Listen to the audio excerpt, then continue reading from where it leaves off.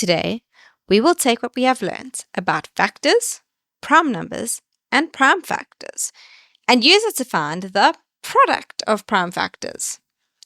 It does sound like a mouthful right off the bat, so let's break it down. Take down the following note. Product is an answer we find when we multiply.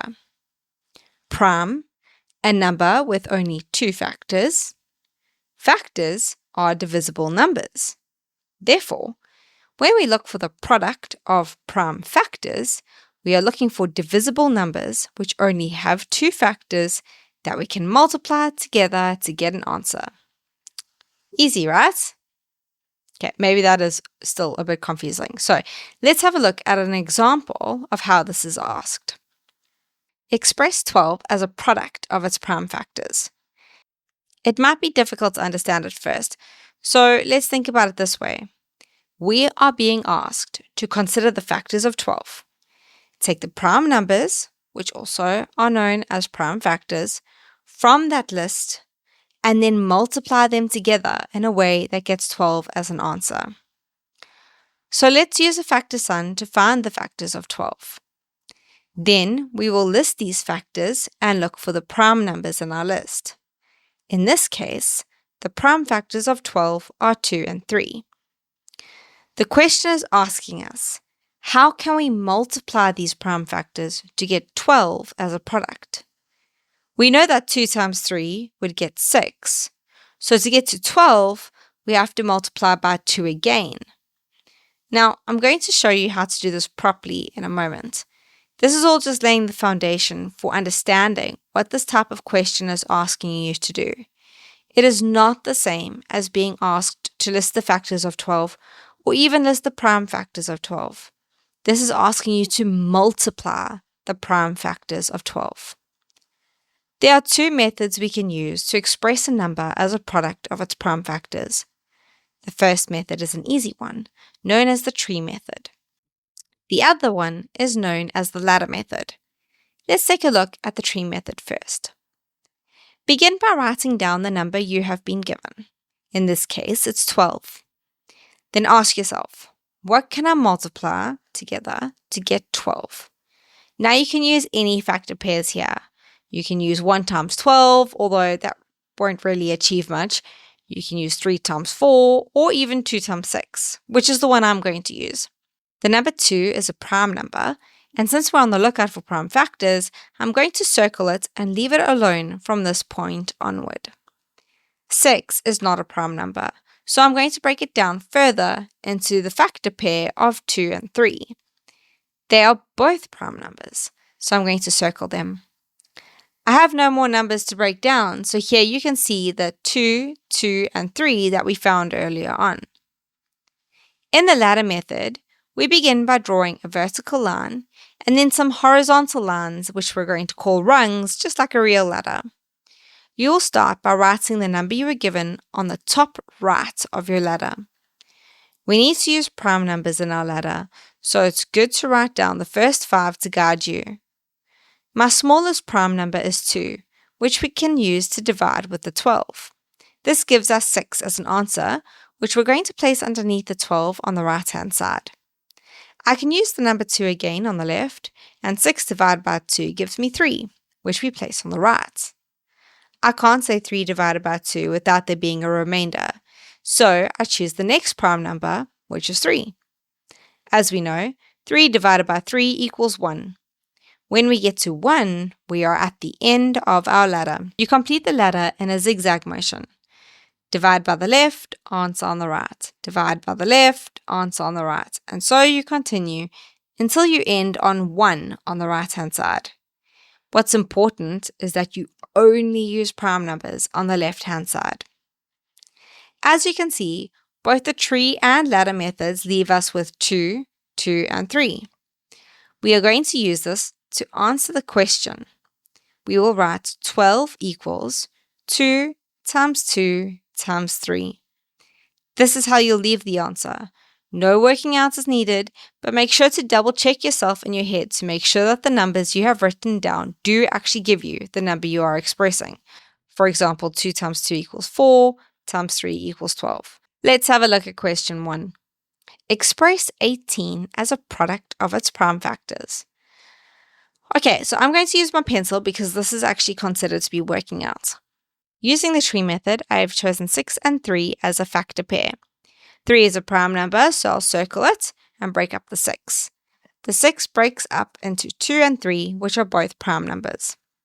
For the ladder, I will start at 18 on the top right. The first prime number is 2, which 18 can be divided by without a remainder. This gives us 9. We cannot use 2 again, so we look at our next prime number, which is 3. 9 can be divided by 3, which equals 3. I can use 3 again, which gives us our final answer of 1. I can write my answer as 18 equals 2 times 3 times 3. I would like to stop and point out that prime factors and product of prime factors are very different, and you need to be on the lookout to make sure that you don't do the wrong thing. If the question says list the prime factors of a number, say the number 20, we begin by using our factor sum to find all the factors. In this case, we list the factors of 20, then we look for prime numbers in our list. Highlight these, then write PF20 equals, followed by the prime factors you found.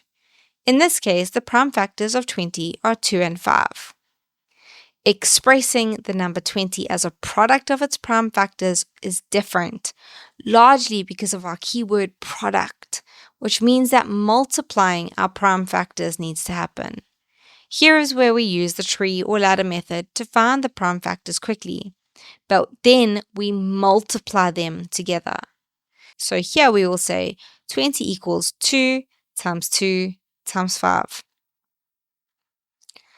While the tree method feels like the easier method, the ladder method is used later on when you need to calculate the answers to square and cube roots.